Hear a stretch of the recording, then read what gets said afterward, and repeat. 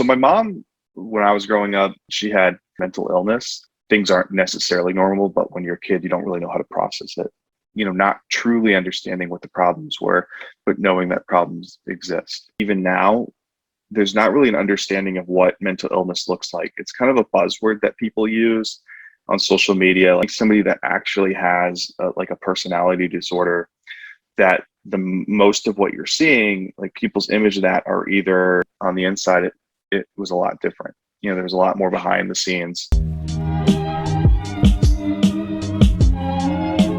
Hello and welcome to a special cosmic chat with a guest, Samuel Bilsky. He is an LA-based comedian, but he's going to get really serious today. And he's talking about growing up with a mentally ill parent, however, turning it around and being emotionally vulnerable for a male in society in 2020. How would you describe the taste of a banana to someone who's never had one? I would describe the taste of a banana as something that is sweet, but not too sweet and overwhelmingly sweet, that has a very enjoyable texture to it. Oh, you like the texture? I like the texture, yeah. You have foods that you don't like because of the texture? Texture-wise, no, I like all food. Okay, well, there we go. All right. Did you like all food as a kid as well? Or were you ever fussy with food? I'm sure that I pretended to not like vegetables, just like, everybody else. I mean, now I'm older, I like them. I probably liked them when I was a kid. I think it was just the idea of it, just like my little early days of rebelling to just not eat vegetables, I'm sure was, that's where it started maybe. But I don't know. Now that I'm older, this pretty much, I would say the only thing I don't like food wise is very fishy fish. So like, cod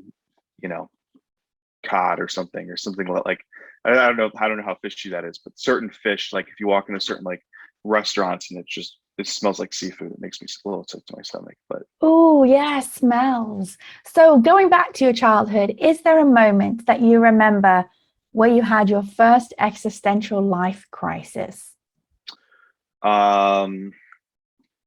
Geez, right into the serious questions. I would say my mom, when I was growing up, and this is something that I'm not pretty open about, but she had anorexia and mental illness. And so when I was really young, when she would go into the hospital for mental health related issues, I generally would not really understand what was going on. And so it sort of started a bit of maybe that was probably the first, moment where I was like, things aren't necessarily normal, but when you're a kid, you don't really know how to process it. So how old were you then? I must have been kindergarten, first grade. Okay, so that's around about 6, yes? Mm-hmm. Mm-hmm. So you noticed that there was something you didn't understand. And then when was the next shift about this and you started to comprehend more? Was your mum in and out of a lot of places for help? Yeah, so my entire life and adult life up until she passed away in 2019. So Oh, it I'm was really sorry. pretty. Oh no, it's okay. But I mean, pretty frequent. So kind of hard to pinpoint like the second time. I think it was just like the dichotomy of like, not truly understanding what the problems were, but knowing that problems exist, not really knowing when you're young what that looks like, and then how that compares to normal family relationships.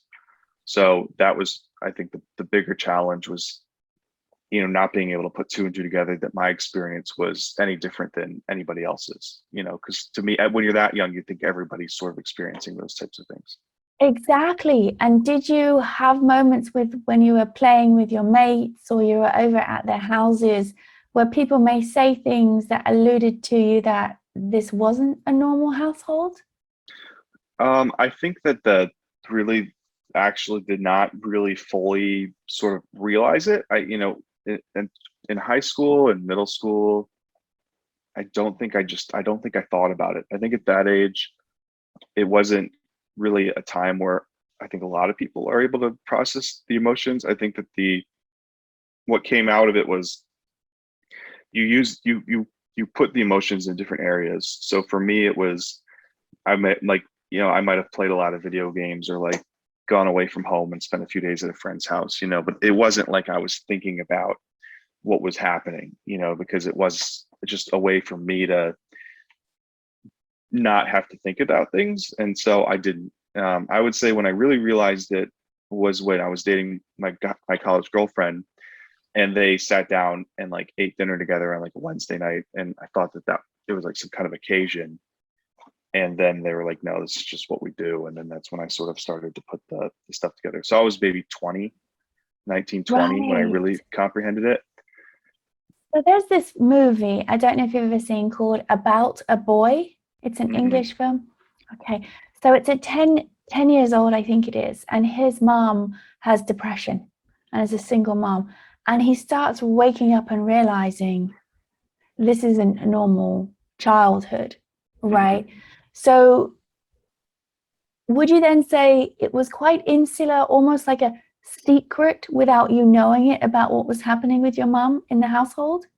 It was pretty out in the open, to be honest with you. I mean, it was everybody knew about it. I mean, I think it was like each, I have three siblings, but each of them sort of probably processed it in their own way. I think for me, it was sort of, I don't want to say denial, but also maybe just like distraction, coupled with maybe just a lack of feeling of certain emotions for the time. Like, there was, yeah, I mean, so I think it was the misunderstanding. But then I think that back in those days, in the early 2000s, that in the 90s, that this wasn't an area that was discussed. So I think that even now, there's not really an understanding of what mental illness looks like. It's kind of a buzzword that people use on social media, like I have mental illness, and whether or not, and the severities are, very wide ranging. But I think somebody that actually has like a personality disorder, that most of what you're seeing, like people's image of that are either maybe I have some anxiety and that affects my day to day in certain ways, or people might even see it as the person in LA that's talking to themselves on the street. But really, what a lot of the times it looks like is what people don't see, which is behind closed doors in households. And that I think is what isn't really understood with mental illness in terms of how it impacts the people around them, the people that love them. Those are the ones that are, more impacted. And so, you don't see that like when there's the PTA meetings and the functions and all that stuff.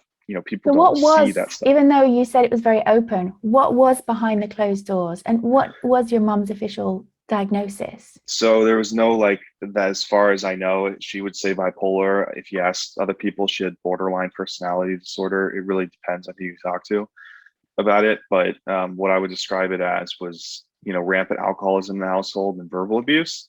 And, what that a lot of the times looked like for my mom was she put on a very good front publicly in functions. She was, particularly at a younger age, she was in my younger years, she was, the woman in the suit pants. I mean, she went to law school, she was an attorney. She wasn't a working attorney, but she, had that sort of acumen, kind of take charge. And that's what it looked like from the outside. But on the inside, it was a lot different. There was a lot more behind the scenes that were a little bit harder to sort of understand for people from the outside, because they just see, my mom as being this very engaging person that was, friendly and easy to talk to.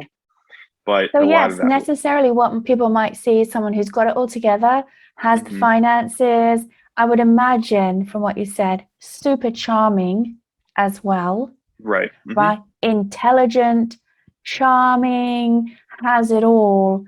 And would you then say, when it came to the verbal abuse in the household, were you the sibling that got the brunt of it? No, actually. So growing up, I thought I had similar mental illness problems, and I can kind of get into why that ended up not being true, like a little bit. But probably my sisters did, mainly. Like, so, she would say like, tell my sister she needed a nose job and tell my other sister she was fat and this and that. And I mean, she would say mean things to us in other ways. For my brother and I, it was more so the manipulation that we weren't capable of things because we had, like, I had learning disabilities, and at the time I had been diagnosed with very similar issues. I got re-diagnosed years later, in 2019, actually, that I actually have no mental illness, so I'm completely off And what was the medication. diagnosis they had given you, and what age were you? Yeah, so I was young. So a little bit of a background. There's a physician that was working in Boston that was one of the leading, and I didn't find out about this until after my mom died because I started to do some research, as one does, when something like that happens. But in 2008, there was an article that NPR had written about the doctor that I had seen. I'm not going to say their name just because, there's nothing proven about this, but that there was some disagreements about her studies of early diagnosis bipolar and pre-adolescence.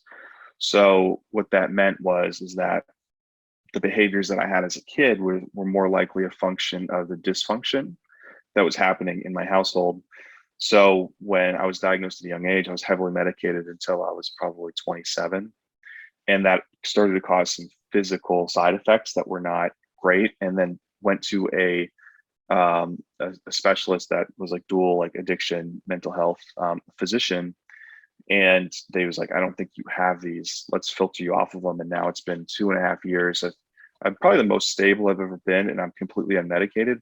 It's my own, that doesn't negate the importance of the medication. It just means that I Absolutely. was, We're here simply yeah, talking about your experience, and yeah, anyone who is watching, this is not an infringement upon your mhm, truth or anyone who has any diagnosis. Every episode, I get the guests to talk about their own experience, right? We want to relate yeah, from the heart. And so it was only then when you had just mentioned, obviously, there was, some abuse and some alcoholism abuse in the family. When that got cleared up for you, then you started to taper off the medicine and things got to show up. So do you think, based on this, a lot of stuff alcoholism can cover up what's really going on until you can get to the heart of an issue? yeah. And it wasn't for me really, like the lack of getting off the medication, which, I was on like 5 different ones at the time. So I was like a zombie for a lot of my adult life. And so, but getting off those, that was the first step. The second step was then really realizing and actually like, oh, okay, that was not normal behavior for a parent, to get this kid, all hopped up on medication. And so it almost was like a Munchausen's kind of type of situation, or like with her. But I think that mainly what it did was I finally understood that maybe what I thought was the truth wasn't. And Mm. I didn't really go down any like big rabbit holes with that. I thought about it, and I decided that, my mom's not here to defend herself. And so I just kind of let it go because it wasn't going to be healthy on my end to go and like, deframe, the character and the perceptions that I thought Right. So were there. how did you actually let it go? Not here, but in here, right? Because there's a different place of saying, "Oh, I've let it go, I've let it go," and then the behavior is still not letting it go. How did you have a process in how you sort of actually let it go, or was it simply a switch changed and it got lifted? Well, I'm in recovery. And so a lot of the principles that they teach there were something that I had the opportunity to be sober for several years before she passed, Mm. almost 3 years. And so I had sort of felt like I had been the person that she needed to be when she was there. And so in terms of alternatively to maybe some of my siblings and their experience was I felt like I didn't have any regrets with our relationship. And so I thought that even things were dysfunctional, I thought that it was an opportunity for me to just be somebody that she could rely on so she didn't feel alone. And so I think that the way things ended gave me a lot of closure. And then there was also acceptance years before that she was not going to be around forever that I think made it easier. Um, Mm. and so, although it was a bit unexpected, I wasn't unexpected, if that makes sense. Like it wasn't expected to happen. It was unexpected maybe when it happened. But I think given the circumstances, And I should just add, like, the last interaction I had with her was probably like I couldn't have thought of a better thing. I mean, so it was May 11th, 2019, and I had sent her flowers for Mother's Day and her birthday. So Mother's Day was Sunday, May 12th, and this was on May 11th. So this was one of the years where, it was back to back. And so I sent her a note. She sent me a very nice text, and we spoke, and then she passed away. And so what made it sort of, to me, feel like it came full circle was my brother mentioned to me that, my mom had always said, and again, like, we have a mentally ill parent. So in my experience with my mentally ill parent was that they she would talk about her death a lot in like a manipulative kind of way. She would So, talk about her what? Her death, like how she would die and what she wanted how when she died. wanted. Okay, got it. Quite a bit, yeah. So my brother mentioned to me that, my mom would say that she wanted to die in her sleep, surrounded by flowers. She died in her sleep, and then she had those flowers. And so to me, that was like a good amount of closure to make me feel like, you know what. And then also, just coupled on that, is the idea that if somebody's very unhappy and sick, and it's a struggle for them on a day-to-day basis, whether or not you believe in an afterlife, there is peace in death for some people. And so that was another kind of area that gave me solace in the situation. So with that, because it felt like it came to a nice closure, you were able to sort of let that ship sail very easily with your mom. Now, has it affected how you are romantically involved with individuals? Yes. Again, this is something I don't mind sharing about because it's something I'm pretty open about. But being a typical child of divorce, I think that and just the dysfunction in relationship that you experience, it does give you a bit of a mixed perception of what relationships look like, and it affects everybody differently. And so I have a sister that's happily married, and of course, she was never really had a problem in relationships. I have the problem with emotion in relationships. I have a lot of maybe negative feeling towards long-term relationships, the success of the relationships.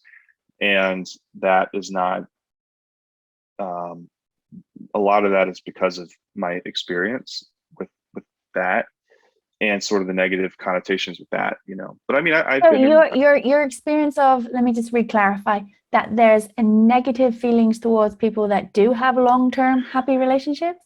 No, Okay. negative feelings towards the possibility of that happening. Oh, the possibility of that happening. Okay. And is that because the fear of it not working out? Yes. So it's the fear Thank you of for your that. honesty. Yeah, no, I mean, I'm not. Well, not everybody is I that awake to know that's what the actual challenge is. Yeah, Right? it's a challenge. It's the fear that it will not work out. The idea of investing all this time and energy. And again, this comes from this, let's not even talk about your particular upbringing, but this cultural idea that there's only one and there's only one, right? And this also comes from, if we want to go back to like a 50s idea, you marry that one person, you get that house, you keep that job for the rest of your life, and then you have that retirement and you retire. And the reality is nowadays, retirement in the US Social Security, I think it's 74, 75 before you can pull it out if you're in your 30s. And genetically, this is the information I have as of this moment, has been proven if you live considerably past 80, you have a gene. So if you don't have that gene and the body's going to start to fail around 80-ish, and the retirement now is 74, 6 years of retirement? What is that? But that is so deeply embedded into the consciousness, right? So that consciousness had to be there before you could then realize you were in a household that so-called wasn't normal because it wasn't this norm. Whereas it's that norm is not reflecting what is actually happening in this world right now. Yeah, I mean, I think that my perceptions are a lot like what a lot of people's perceptions are, which is that we were raised in the Western, you marry for love and you meet somebody. And I think that the concept of marriage historically has always been more property based. It's been more combining family wealth based. It has been more rooted in, and That's even its roots, though. You are correct. That is absolutely what it was rooted in.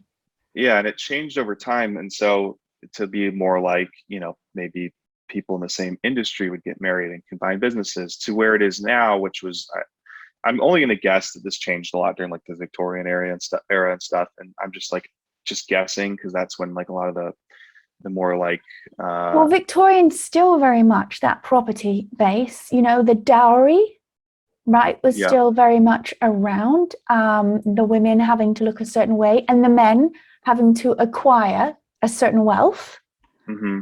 right? Yep. On both sides. Yeah. So I think it's just like now your partner, people expect your partner to be more than just a partner. They got to be their therapist, their best friend, they're this, they're that, and it's just too much pressure on people. And um, so that is my fear. It's a fear of my losing of my freedom. It's a fear of my losing of self. So my sense of self. And do you feel that you witness other people lose their self? I think that I think codependency is more common than people would like to acknowledge. And I think that I think you're people, right. yeah. And I think that people do not fully understand that you need to have separate lives from your partner in your relationship to develop your own individual happiness and hobbies. And that way you have outlets outside of yourself to have healthy boundaries. These are the I kinds think of this things I've is, been working yeah, I on. think this is great that you're bringing this up because you come from this household and that your mother obviously openly had a mental illness. And we go back to this either unity, right? And even though there was psychology took a big push in the 50s, right? So you were post that Hmm. of finding yourself, not what Jerry Maguire is, you complete me, no, two halves and make a quarter if you times them together, but being whole of what you are. And, and when I definitely see it with older generations, is not, they always say, the best relationship is the last one because you are more okay with who you are. And someone is not a reflection of who you Hmm. are, right? Yeah. And so that's deeply embedded right into part of that fear, right? But true unity, and there's a couple of chats if you haven't looked at other chats, you can go back to an early one with Jason Williams, who is a very successful actor who met his sweetheart in his teens, and he had to talk to the pastor and say, no, it's not that I'm too young, this is right for me. The pastor was basically saying don't get married. Hmm. And how he found, with his relationship, it was actually, he knew, because he had a consciousness, to find someone that would help lift him up with who he was, right? But that's very rare. So after this chat, go ahead, check that one out with Jason Williams. But what we were talking about is completely the norm, that people feel that, oh, that person is a reflection really of who I am, rather than there is a unity. As a beautiful quote that I read, and gosh, I'm going to get it wrong. Now I'm going to look it up really, really, really super fast because I would hate to be that person. And it's going to take me forever. You know what? I know I posted it, blah, blah, blah. Give me 1 second here. I hate everything takes forever when you want it to. Do. Now we're singing in a cosmic chat. This is not normal at all. Okay, here's a quote by Rami I love. Lovers don't finally meet somewhere. They're in each other all the time. And that's that soul calling. It's a soul calling, not a material based, right? And that is in some ways material based, like that codependency you were talking about. They're a reflection of me. I can't hang out. Sure, you have to make time for them, right? You have to make time for anything to nurture and grow. But being all of what you are, having your own space, and it tends to be a lot of fear, predominantly, I think, on if you're doing a heterosexual relationship, the male in culturally, right? Because they were supposed to acquire this wealth, right? And now we're living in a society that's harder and harder because the cost of everything is so high and the stability of income is so varied. It was 2008 was a crash, right? Big crash. People lost houses. 2020, huge. What are we doing every 12 years? If this is going to happen, there is no stability. Yeah. And I think that for men, you know, I think that a lot of men would agree. I think there's some that might disagree, but I think that we're taught, and it might be changing with the younger generations, at least from what I see, but we're kind of taught you can't be emotional, like you have to be successful, like you have to win no matter what. I mean, there's a lot of these things that we're told that puts a lot of pressure on men from a young age. And I don't think that it's talked about enough because, men's emotions, even now, and mental health is not taken seriously at all. And I don't think that our emotions are considered in relationships. So when you talk about like a lot of my friends that are married or my situation growing up, is that men and women, everybody needs a social outlet. But I think that there's a big problem with lonely men because once they start working, once they start having kids, their friendships sort of go by the wayside. There isn't the teaching that you can have male heterosexual friendships and be emotional with each other and talk about your feelings. And there's Do you no think that's because there isn't really the base of the male friendships to talk about their feelings so much earlier on before? Yes, because when you're young, you're taught in the whole like gender roles that like being emotional is feminine. It's just simply not true. Like, with being in recovery, my strongest male friendships are with people that I talk about my biggest fears and insecurities with, and they understand because they've been through that before. And what happens is when you connect on an emotional level with another person, it builds a much stronger friendship and relationship because it's not based on, these more superficial ideas like, how good looking is your partner, how much money do you make, this and that.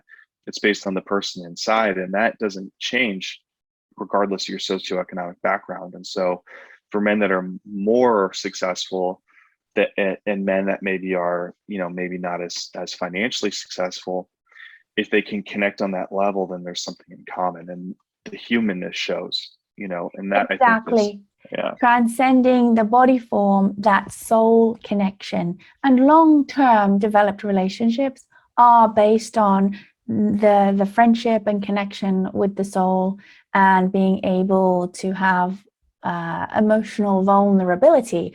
No one is, there is some psychology now that talks about the divine masculine, and we're going to use it in that form, has not been able to be who they are because of all these feminine qualities. Mm-hmm. But the reality is the lesson of the divine masculine is to be emotionally vulnerable. If you have caught the last James Bond film, what a difference Sean Connery's original James Bond, Mr. Misogyny himself, and then the latest one, No Time to Die, if I'm catching, seeing James Bond being vulnerable. I mean, he's still a murderer. He still goes out and does that and has his fast cars, but he is being vulnerable, where you have the actor almost having tears in his eyes. And the beauty and the freedom of being vulnerable with another human being, that deep connection, that bond, right? And then the divine feminine is actually standing up with their worth, because how many centuries was their worth only based on this or the family or the dowry? Right? And that's a soul worth, right? Oh, you'll like me if I do let you do this to me, or you know what I'm saying? Like, as that spiritually evolves, and we all have divine masculine and feminine energetic, again, these are energies within us, move forward. But absolutely. So one of the things the nonprofit does is goes to underrepresented groups to teach meditation. And if you're curious about what the meditation is, you can check out the ebook, Vedic Meditation Stories. It's the only publication right now that has true stories from individuals who learned this practice, who would never learn it, and how it changed their lives. It's unedited, so you can hear their true voice. It's free if you have unlimited Kindle, Amazon Prime. So the link is down there, or you should see it come up right now. But one of the areas which is underrepresented are the, let's say, support groups for the males. Right, because there isn't that support. I've had some family members go through some really traumatic times, and there was not the support being in a male body than there would if what had happened to them had happened to them as a female. So it might not seem really like super sexy or attractive, but part of the nonprofit is going into places that is underrepresented with wellness, being able to help the mental health. And so what would you say, what would you tell your younger self, maybe at, I don't know, 12, 13 years old, where these things started coming to light, with what you know now to sort of help you on your path? I would tell them it's going to be okay.